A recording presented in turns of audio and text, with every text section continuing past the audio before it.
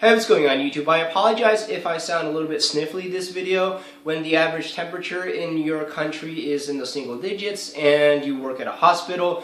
It's only a matter of the laws of probability before you catch something. I haven't been able to get in the gym for the past week or so, and I was originally going to do a workout video this week because I haven't done a workout video in so long, so I apologize for that, but I hope today's video will more than make up for it. I've done a lot of Battlefield 4 weapon reviews, but I think it's time that I reviewed a weapon that I own in real life. This is the Remington 700 in 30-06. Let's take a look at the rifle. I have some tactical furnishings on it, like this shell casing and rifle cheek rest, and this cheek rest helps me make a really good cheek weld so I can get proper eye relief.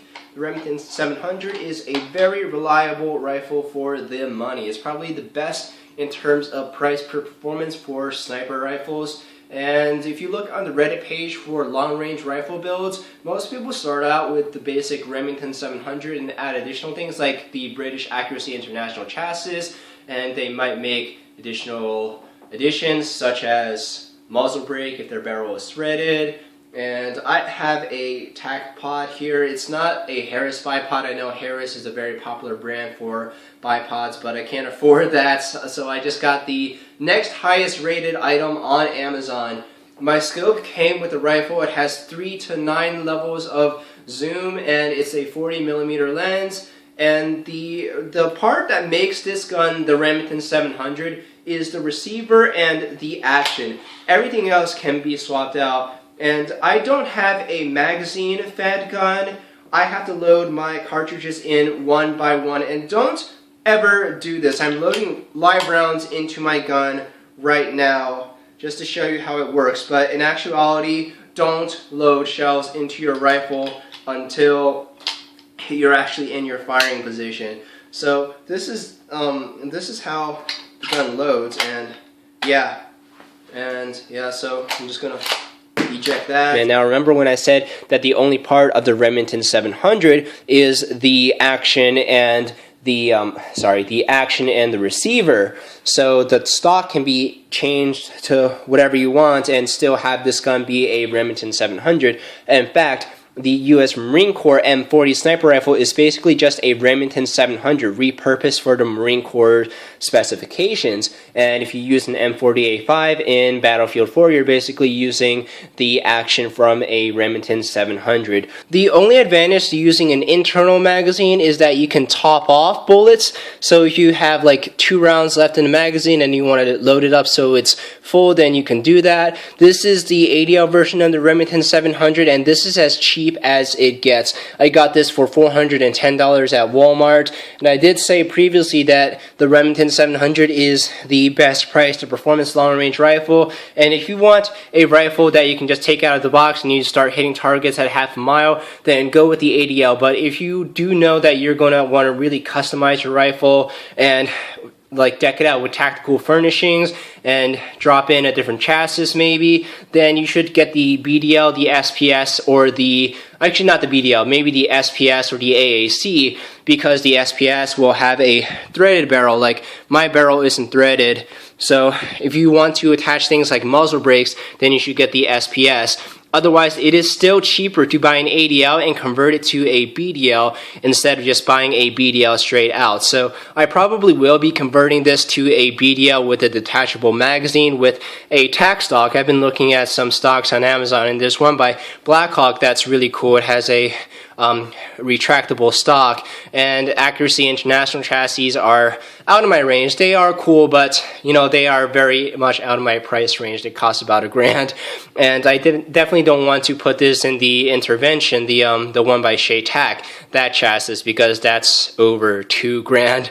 So I will be converting this to the BDL with the detachable magazine, if nothing else for safety reasons.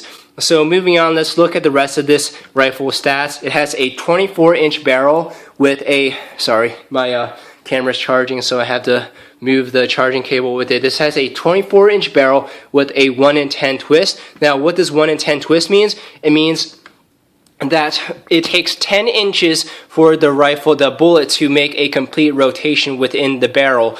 And how does that compare to, let's say, the rotation of a 5.56 round. 1 in 10 is pretty good for the 30-06 round.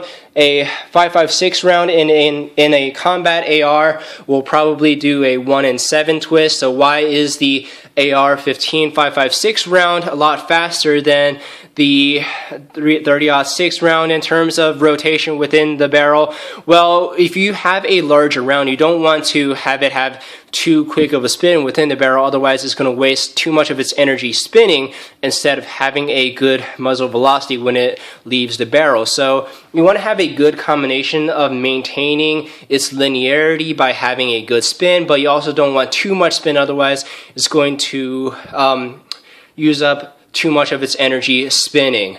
So what else do I want to say about this barrel? Oh, obviously I don't have any barrel threads on it because I just got the most basic ADL version of a rifle. But if you do want to build a Remington 700 into something a lot more advanced, then you should definitely get the SPS version with the threaded barrel. So why is the Remington 700 the best zombie sniper, like I mentioned in my title? Well, let's go over ammunition.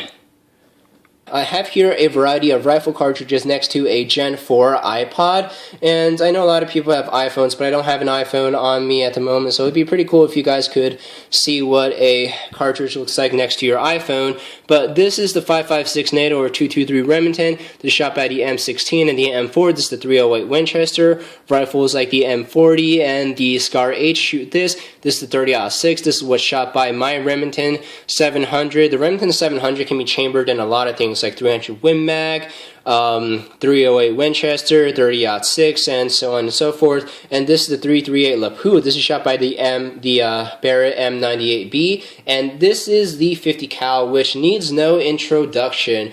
So why is the 30-06 rifle round such an effective zombie killer? This was the predominant round in World War II. It was shot out of the M1 Garand and the Springfield sniper rifle, but it hasn't been used commonly by the United States Armed Forces since the Vietnam War.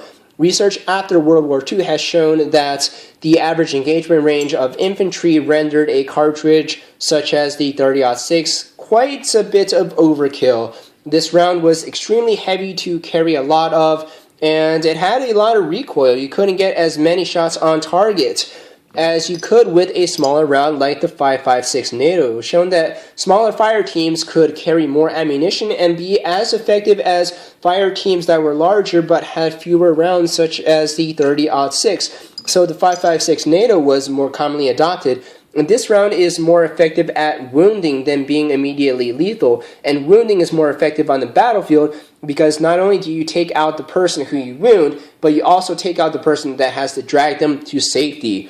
The intermediary cartridge for sniper rifles is the 308 Winchester, the 7.62x51 metric designation, and the metric designation of 30-06 is 7.62x63. So it's the same diameter, but a longer overall length. And the 308 Winchester is shot out of the M40 sniper rifle that I may have talked about earlier in this video. It's also shot out of the M14 rifle. And a statistic that you're going to see over and over again, and it's going to be the justification for why full auto isn't very effective in standard issue rifles, is that a soldier with an M16, soldiers using the M16 rifle killed on average 1 enemy combatant per 10,000 rounds shot, and soldiers using sniper rifles killed 1 enemy combatant in 1.4 bullet shots. So that is a statistic that you're going to see over and over again on the effectiveness of snipers in combat. So this is the next logical intermediary round.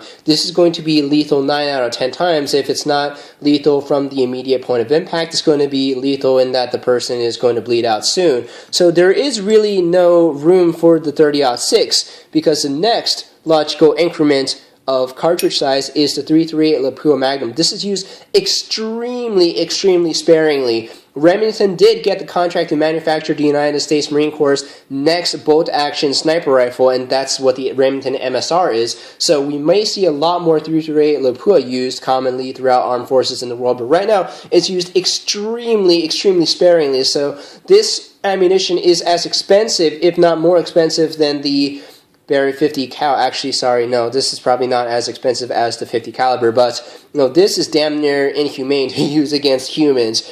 But this wouldn't be something that you would carry in the event of a zombie apocalypse, because even though it should be immediately lethal against zombies, in a zombie apocalypse scenario, you have to be constantly ready to move, and carrying a lot of these is just simply not feasible. Ammunition is heavy, your rifle is going to be heavy, and that's the same logic that applies with the 338 Lapua. The ammunition is going to be extremely scarce, and the rifle rounds are going to be extremely heavy to carry within your rifle and on your person.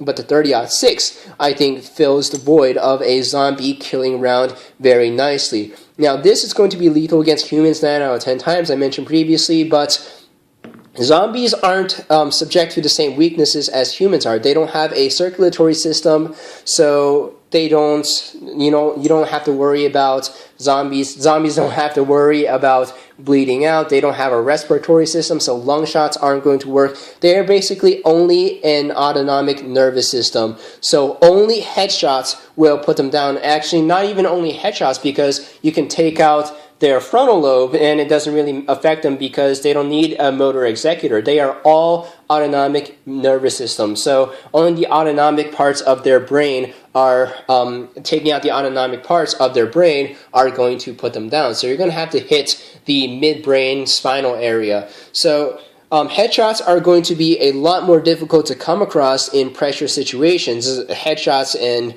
real life are nothing compared to what they are in video games. So you're definitely going to be aiming for the body, and this just simply doesn't have the functional stopping power as the 30-06 does. If you hit a zombie in the body, it's going to tear out a huge chunk of them. It's going to rip out, like, areas that they need to functionally perform. So this is going to put down zombies a lot more effectively than the 308 as a sniper cartridge.